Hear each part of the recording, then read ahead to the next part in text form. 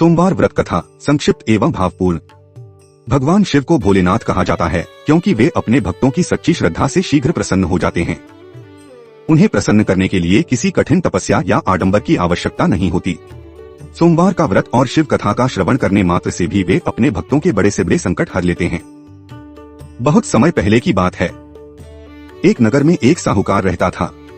उसके पास धन धान्य, वैभव और सुख सुविधाओं की कोई कमी नहीं थी, किंतु संतान न होने का दुख उसे भीतर ही भीतर कचोटता रहता था।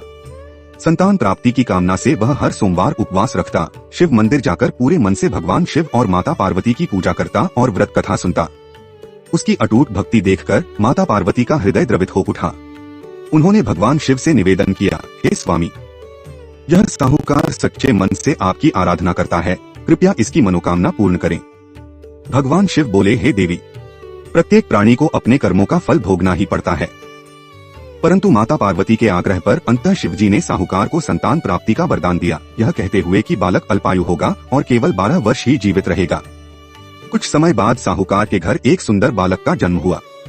यद्यपि वह प्रसन्न था, परंतु पुत्र की अल्पायु जानकर उसका मन सदा चिंतित रहता। फिर भी उसने शिव भक्ति नहीं छोड़ी।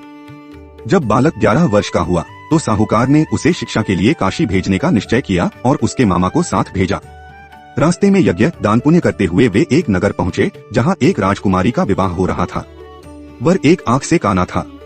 वर के पिता ने साहूकार के पुत्र को देखा और उसे विवाह में अस्थायी रूप से बैठाने का आग्रह किया। इस प्रकार विवाह संपन्न हो गया। साहूकार का पुत्र अत्यंत सत्यवादी था। उसने राजकुमारी को सच्चाई लिखकर बता दी।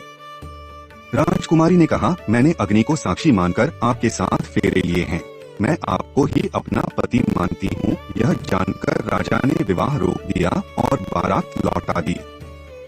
इसके बाद बालक काशी पहुंचा और शिक्षा ग्रहण करने लगा। जिस दिन उसकी आयु 12 वर्ष पूर्ण हुई, उसी दिन उसकी तबीयत बिगड़ गई और नीति अनुसार उसके प्राण निकल गए।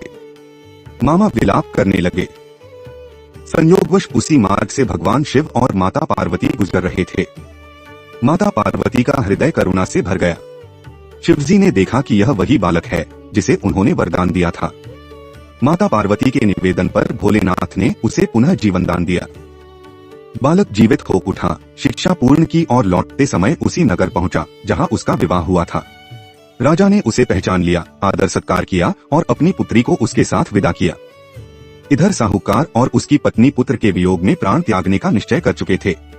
तभी भगवान शिव स्वप्न में प्रकट हुए और बोले, तेरे